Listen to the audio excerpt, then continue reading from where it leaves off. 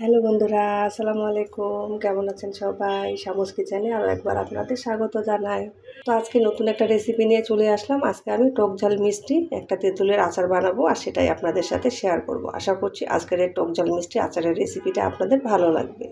তেঁতুলের আচার বানানোর জন্য এখানে আমি 300 গ্রাম পরিমাণে তেঁতুল নিয়ে নিলাম। তেঁতুলের উপরে যে একটা আঁশ থাকে সেটা আমি ফেলে দিয়েছি। তো এখানে আমি 1 কাপ পরিমাণে পানি নিয়ে নিলাম। তেঁতুলটাকে আমি ভিজিয়ে রাখবো। তো এখন আমি হাত দিয়ে ভালোভাবে তেঁতুলগুলোকে কষলে নেব যেন ভালোভাবে ভিজতে পারে পানির সাথে। তো বন্ধুরা, তেঁতুলটা আমার পানির সাথে ভালোভাবে মিশিয়ে নেওয়া হয়ে গেছে এবং কষলে আমি আলাদা করে দিয়েছি তেঁতুলের বীজগুলোকে।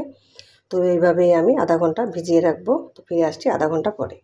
গ্যাসের উপরে আমি একটি প্যান বসিয়ে দিলাম। তো এখন আমি এখানে 2 চামচ পাঁচফোড়ন নিয়েছি। তো পাঁচফোড়নটাকে আমি ভেজে নেব।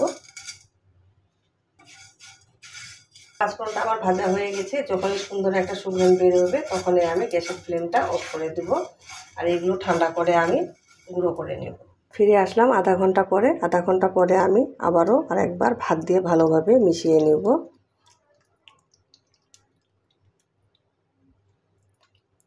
তেঁতুলের এই টক ঝাল মিষ্টি তেঁতুলের আচার কিন্তু খেতে খুবই ভালো লাগে গরমে।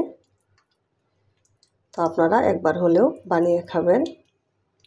তো আমার মিশিয়ে নেওয়া হয়ে গেছে। বানানোর জন্য আমি গ্যাসের উপরে একটা প্যান বসিয়ে দিলাম। তো এখানে আমি হাফ কাপ পরিমাণে সরিষার তেল দিয়ে দিচ্ছি। আর আচার কিন্তু সবসময় সরিষার তেল দিয়েই বানাতে হয়। তো এখানে আমি 1 চামচ পরিমাণে পাঁচফোড়ন দিয়ে দিলাম। এখানে আমি দিয়ে দিলাম 2টা শুকনো মরিচ। তো 1 মিনিট মতো আমি ফোড়নটাকে ভেজে নেব। বন্ধুরা, ফোড়ন থেকে যখন সুন্দর একটা ঘ্রাণ বেরোবে তখন আমি তেঁতুলগুলো দিয়ে দেব।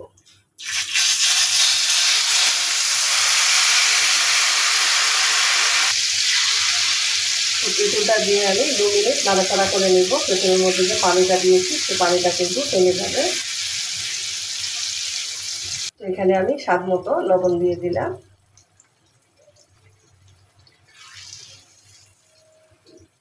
তো এখানে আমি আখের গুড় দিয়ে আজকে তেঁতুলের আচারটা বানাবো। তো এখানে আমি 1 কাপ পরিমাণে আখের গুড় নিয়ে নিয়েছি। তো আখের গুড়টা আমি দিয়ে দিলাম।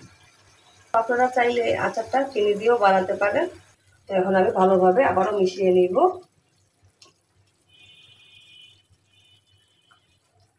তো আজকের আচারটা আমি টক ঝাল মিষ্টি করবো, তার জন্য আমি এখানে 1 চামচ পরিমাণে চিলি ফ্লেক্স দিয়ে দিলাম। দিয়ে আমি আবারও ভালোভাবে মিশিয়ে নিব। এখানে আমি 1/3 কাপ হোয়াইট ভিনেগার দিয়ে দিলাম। ভিনেগারটা দিলে 1 বছর পর্যন্ত এটা আমরা সংরক্ষণ করে খেতে পারবো। ভিনেগারটা দিয়ে ভালোভাবে আবারও মিশিয়ে নিতে হবে। তো এখানে আমি হাফ চামচ পরিমাণে ভাজা জিরের গুঁড়ো দিয়ে দিলাম। আবারও ভালোভাবে নেড়ে দিব।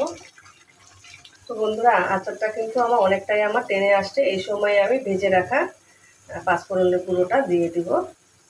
তো দিয়ে আমি ভালোভাবে আবারও মিশিয়ে নিব। বন্ধুরা, এই সময় আপনারা লবণটা চেক করে নেবেন যে আচারের মধ্যে লবণ ঠিক আছে কিনা। তো আমার এটা রান্না হয়ে গেছে। আমি এখন গ্যাসের ফ্লেমটা অফ করে দিব।